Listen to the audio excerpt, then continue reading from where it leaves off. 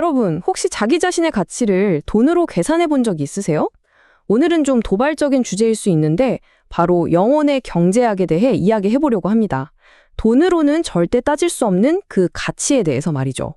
이야기의 시작은요, 알베르 카뮈의 소설 이방인에 나오는 한 문장에서 가져왔어요. 슬픔보다 불편함을 더 괴로워하는 사람. 와, 정말 뼈 때리는 말 아닌가요? 사소하게 불편한 건 못 참으면서 정말 중요한 슬픔에는 점점 무뎌지는 딱 오늘날 우리들의 모습 같기도 하죠. 그래서 바로 이런 질문을 던져볼 수 있는 거죠. 우리는 혹시 영적인 손익계산서를 따라서 살고 있는 건 아닐까요? 모든 걸, 심지어 관계까지도 이게 나한테 이득일까, 손해일까, 이렇게 끊임없이 재고 있는 건 아닌지 말이에요. 자, 그럼 이 질문에 대한 힌트를 얻기 위해서 한 가지 사례를 아주 깊게 들여다볼까 합니다. 바로 가다라 지방에서 있었던 아주 기묘한 사건이죠. 이야기는 가다라라는 곳에서 시작돼요. 이곳은 좀 특이한 곳인데 당시 유대 율법에서는 부정한 동물로 여겼던 돼지를 아주 대규모로 키우던 동네였어요. 그러니까 말하자면 스스로 우리는 율법 바깥에 있겠다라고 선언한 땅 같은 곳이죠. 그런데 예수가 바로 그 영적으로 어둡고 이질적인 곳을 일부러 찾아갑니다. 그리고 거기서 정말 끔찍한 상태에 있는 두 사람을 마주합니다. 귀신에 들려서 마을에서는 완전히 쫓겨나고 죽은 사람들이 묻히는 무덤에서 살고 있었던 거예요. 사회적으로도 종교적으로도 그냥 인간적으로도 모든 것과 단절된 말 그대로 살아있는 시체나 다름없었죠.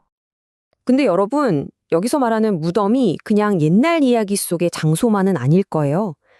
생각해보면 오늘날 우리를 꼼짝 못하게 만드는 그런 고립된 상태가 바로 현대판 무덤 아닐까요? 예를 들면 관계의 무덤이나 절망의 무덤처럼요. 아니면 중독이라는 눈에 보이지 않는 사슬에 묶여서 살아가는 것도 마찬가지겠죠. 자, 이제 이야기의 클라이맥스로 가보겠습니다. 여기서 정말 상상도 할 수 없는 아주 충격적인 거래가 하나 이루어지거든요. 여기서 진짜 흥미로운 게 뭐냐면요. 정작 그 사람들을 괴롭히던 악한 영들이 예수의 권위를 한눈에 알아봤다는 거예요. 저항을 생각도 못하고 오히려 요청을 하죠. 만약 우리를 쫓아내실 거면 제발 저기 있는 돼지떼에게로 들어가게 해주세요 하고요. 예수의 대답은요. 정말 놀랍도록 간단했습니다. 무슨 복잡한 의식, 긴 주문 이런 거 하나도 없었어요. 그냥 딱 한마디, 가라. 이 짧은 한 단어에 담긴 그 힘이 모든 걸 뒤집어 버립니다. 그 결과는 정말 어마어마했습니다. 귀신들이 들어가자마자 무려 2,000마리나 되는 돼지떼가 갑자기 미친 듯이 절벽으로 달려가더니 바다에 빠져서 전부 죽어버린 거예요. 이 끔찍한 장면이 뭘 보여주냐면 그 두 사람을 올가매고 있던 힘이 얼마나 파괴적이었는지를 눈으로 똑똑히 보여주는 거죠. 자, 이제 이야기의 무게중심이 옮겨갑니다. 이 모든 걸 지켜본 마을 사람들의 반응으로요. 그리고 바로 이 지점에서 우리가 오늘 다루는 이야기의 가장 핵심적인 질문이 던져집니다. 마을 사람들 입장에서 보면 이 상황은 너무나 명확한 손익계산서였을 거예요. 한쪽에는 마을 경제의 전부라고 할 수 있는 자산, 바로 2,000마리의 돼지가 있었고요. 다른 한쪽에는 늘 골칫덩어리였고 공공의 위협이었던 부채, 그 두 사람이 있었던 거죠. 그등 눈에 들어온 건 뭐였을까요? 바로 눈앞에서 사라져버린 2,000마리의 돼지. 이건 그냥 동물이 아니라 마을 전체의 생계가 걸린 어마어마한 재산이었으니까요. 이 손실을 만약 지금 돈으로 따져보면 얼마나 될까요? 그냥 대충 돼지 한 마리 값을 40만 원으로만 잡아도요. 두 사람의 영혼을 구하기 위해서 자그마치 8억 원이 순식간에 사라진 거예요. 마을 입장에서는 이건 재앙 수준의 경제적 타격이었겠죠. 결국 그들의 계산은 끝났습니다. 그리고 그들이 내린 결론은 정말 충격적이에요. 이 놀라운 기적을 보고 감사하기는커녕 마을 사람들이 예수에게 제발 우리 동네를 떠나달라고 부탁합니다. 왜 그랬을까요? 더 이상의 경제적 손실이 너무나 두려웠기 때문이죠. 바로 이 사건이 우리에게 완전히 다른 종류의 경제학을 보여주는 겁니다. 세상의 계산법과는 전혀 다른 바로 영혼의 경제학에 대해서요. 성경에서는 이런 원리를 이야기합니다. 생명의 근원으로부터 단절되면 그 끝은 결국 파멸일 수밖에 없다고요. 마치 무언가에 홀린 것처럼 스스로 파멸을 향해 돌진했던 그 돼지떼처럼 말이죠.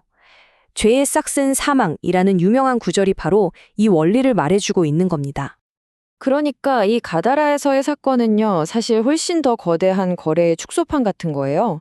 죄라는 무덤에 갇혀있던 인류 전체를 구원하기 위해서 돼지 2,000마리가 아니라 자신의 목숨을 단번에 대가로 치른 십자가 사건 말이죠. 이를 통해서 모든 사람에게 자유와 회복의 길이 열렸다는 것, 이게 바로 이 이야기의 더 큰 그림입니다. 신학자 장 칼뱅이 이런 말을 했어요. 이게 바로 하늘의 계산법을 기가 막히게 요약해주는 말인데요. 하나님은 우리에게서 사랑할 만한 구석을 발견해서 우리를 사랑한 게 아니다. 그냥 우리를 사랑하기로 선택했기 때문에 우리가 같이 있어진 것이다. 라는 거죠. 보세요. 이 두 계산법의 차이는 정말 극명하죠. 마을 사람들의 화폐 단위는 뭐였죠? 돼지. 이건 유한하고 또 다른 걸로 대체할 수 있는 자산이에요. 하지만 하늘의 화폐 단위는요, 단 하나의 영혼. 이건 무한하고 그 무엇으로도 대체할 수 없는 가치입니다. 그러니 결과가 어떻게 되겠어요? 한쪽은 그저 재산을 지키는 거고 다른 한쪽은 한 사람의 인생, 아니 인류를 구원하는 거죠. 비교 자체가 안 되는 겁니다. 그래서 오늘 이야기의 핵심 결론은 바로 이겁니다.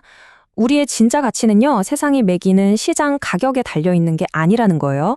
그게 아니라 우리 한 사람 한 사람을 위해 얼마나 엄청난 대가가 치러졌는가. 바로 거기에 우리의 가치가 있다는 거죠. 우리는 가다라 마을 사람들의 계산법을 똑똑히 봤습니다. 그들은 눈앞의 경제적 안정을 위해서 기적을 외면했고 구원자를 떠나보냈어요. 자, 이제 마지막 질문은 우리 자신에게 남았습니다. 여러분의 손익계산서는 무엇을 가리키고 있나요? 당신이라면 무엇을 선택하시겠습니까?